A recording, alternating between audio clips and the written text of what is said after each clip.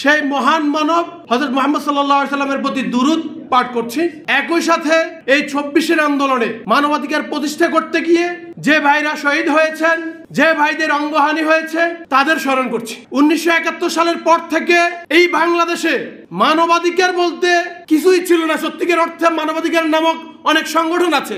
যে সরকারি ক্ষমতায় আসে, মানবাধিকার সংগঠনগুলো সরকারাধিকার সংগঠনে রূপান্তরিত হয়। ৭১-এর পর থেকে আজ অবধি এটা চলমান আছে।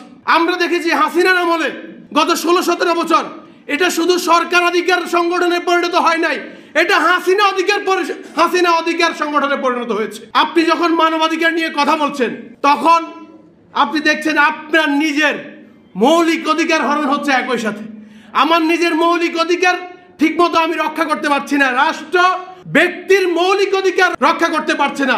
সে জায়গায় মানবাধিকার, এটা তো আরো বিশাল বড় বিষয়। আমি ২০১৩ সালে শাপলা চত্বরে এই যে আলেম ওলামাদের যে সমাবেশ হয়েছে, আমি তখন ইন্টারে পড়ি, শুধুমাত্র দেখতে গিয়েছি। সে জায়গায় বিজয়নগর পানির ট্যাঙ্কির পাশে পুলিশের ছররা গুলির আঘাতে আমার পুরা শরীর ক্ষতবিক্ষত হয়ে আছে। এখন অবধি আমার মুখে, কপালে এবং চোখের নিচে প্রায় ৮টা ছররা বুলেট এখনো আছে, যেগুলো এক্সরে করলে স্পষ্ট দেখা যায়। আমি আমার উদাহরণ দিয়ে বলছি যে এই জায়গায় যে ছররা বুলেটের যে বিষয় বাংলাদেশে এই হাসিনা আমলে বিভিন্ন আন্দোলন দমনের জন্য শেখ হাসিনার পুলিশ বাহিনী, র্যাব বাহিনী ব্যবহার করেছে। যদি এই কি জন্য ব্যবহার করে, আপনি যদি গুগল সার্চ দিয়ে দেখবেন যে বিভিন্ন দেশে, বিশেষ করে রাশিয়ায়, বন্য হাতি থেকে মানুষজন যাতে বাঁচতে পারে, গ্রামের মানুষ যাতে বাঁচতে পারে, বন্য হাতিকে আক্রমণ করার জন্য ব্যবহার করা হয়ে থাকে।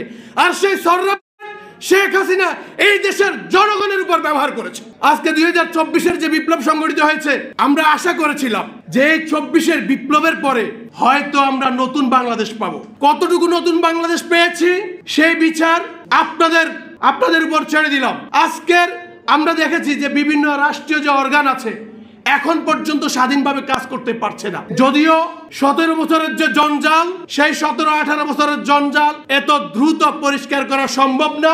তবু আমরা আশা করছি, আমাদের ছাত্রনেতা বলেছেন যে এই সরকারের কাছে আমরা দাবি করব না, আমরা অনুরোধ করব।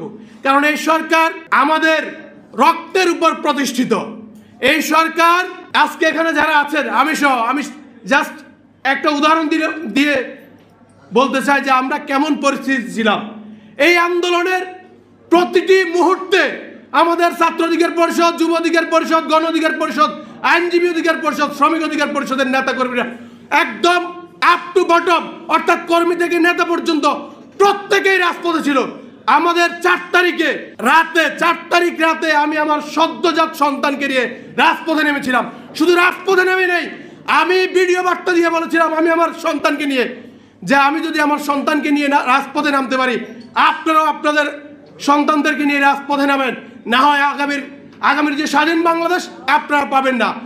৫ তারিখ সকালে আমি যখন বাসা থেকে বের হব, আমার ওয়াইফ আমার পা ধরে বসেছিল যে না, আমার একটা সন্তান আছে, আর বের হয়ে না, আজকে আর বের হওয়ার দরকার নাই।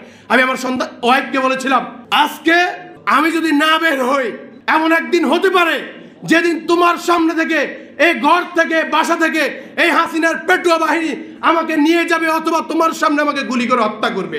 তুমি কি চাও তোমার সামনে আমাকে গুলি করে হত্যা করুক?